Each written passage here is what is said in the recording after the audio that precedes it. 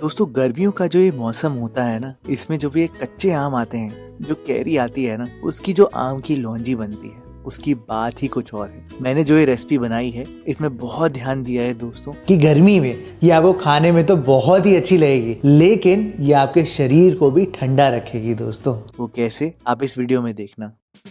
अब दोस्तों इस रेसिपी में मैं आपको प्रपोर्शन से एकदम ध्यान से बताऊंगा। आप आराम से बिना किसी मेजरमेंट के नाप पाओगे सारी चीजें। मैंने यहाँ पर आधा किलो कच्चे अम्ब भी लिए है और उनको अच्छे से छील लिया है।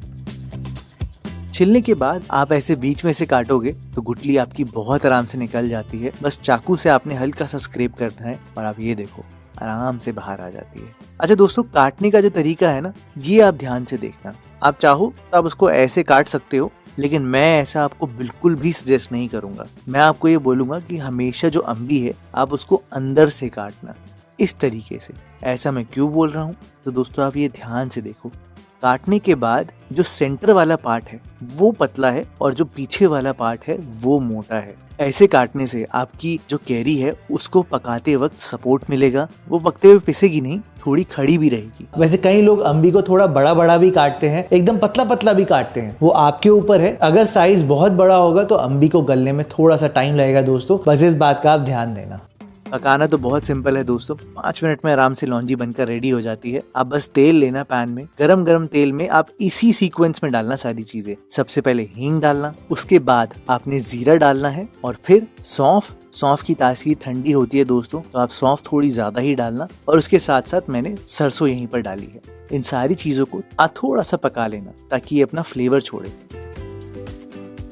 और फिर ही आप मेथी दाना और कलौंजी डालना। मेथी दाना और कलौंजी को आपने बिल्कुल भी नहीं भुनना है, नहीं तो उनकी कड़वाहट आ जाएगी आपकी लौंजी में। ये डालने के बाद मैंने सीधा ही कैरी को डाल दिया है और कैरी को थोड़ा सा मैंने भुन लिया है ताकि वो अपना स्ट्रक्चर होल्ड करके रखे। अगर आप चाहते हो कि इसमें थोड़ा डार्क रंग आए तो आप इस टाइम पर हल्दी और कश्मीरी लाल मिर्च डाल देना, लेकिन आप चाहो तो आप मेरी तरीके से भी डाल सकते हो। मैंने पानी डाला है और फिर यहाँ पर कश्मीरी लाल मिर्च और हल्दी डाली है। और नमक भी आप इसी टाइम पर डालना।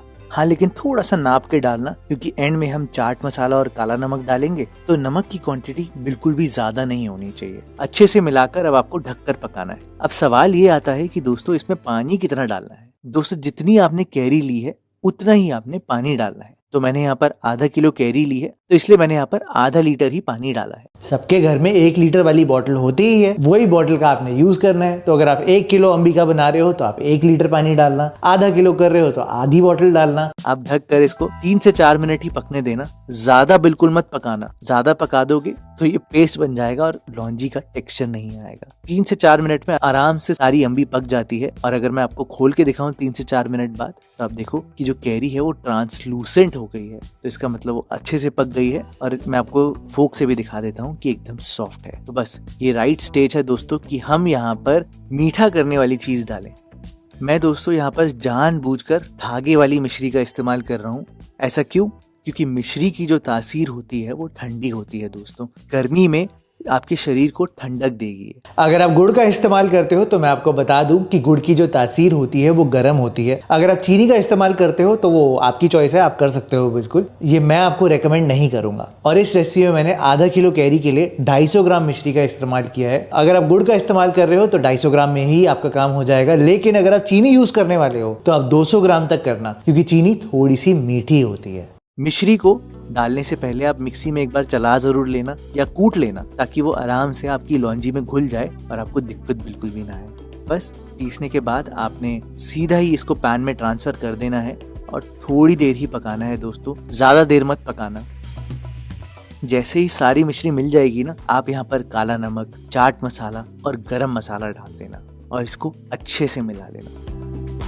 आपने इसको ज्यादा गाढ़ा बिल्कुल भी नहीं करना है दोस्तों। जैसे ही इसमें थोड़ा सा उबाला आ जाएगा तो आप खुद ही नोटिस करोगे कि ये सेट होने लग जाएगी। तो फिर आप गैस को बंद कर देना। और अभी आपको लग रहा होगा कि ये लौंजी बहुत ही पतली है, तो दोस्तों इतनी ही पतली रखना आप। सच में इतनी पतली आप रखोगे तब जाकर एकदम परफेक्ट सेट होगी। ये देखो आप, अभी तो थोड़ी पानी जैसी लग रही है ना, लेकिन यही जब रूम टेम्परेचर पर ठंडी हो गई ना दोस्तों, तो आप देखो कितनी अच्छे से सेट हो चुकी है। जो आम की अम्बी होती है वो भी अपना पेक्टिन छोड़ती है और इसको गाढ़ा करती है, और मिश्री तो इसमें है ही जो इसको अच्छे से सेट करती है। और जब आप इसको फ्रिज में रखोगे ना दोस्तों, तो ये और भी गाढ़ी हो जाएगी और 15 दिन तक आराम से फ्रिज में चल जाएगी। अब मुझे तो आम की लौंजी के साथ आलू का पराठा बहुत पसंद है, लेकिन कोई ऐसा वैसा आलू का पराठा नहीं, एकदम कोने तक भरा हो उसमें आलू का मसाला और एकदम फूला फूला हो। बिल्कुल ऐसा आलू का पराठा अगर आपको देखना है दोस्तों, तो आप ये वाली वीडियो देखना, आपको बहुत पसंद आएगी।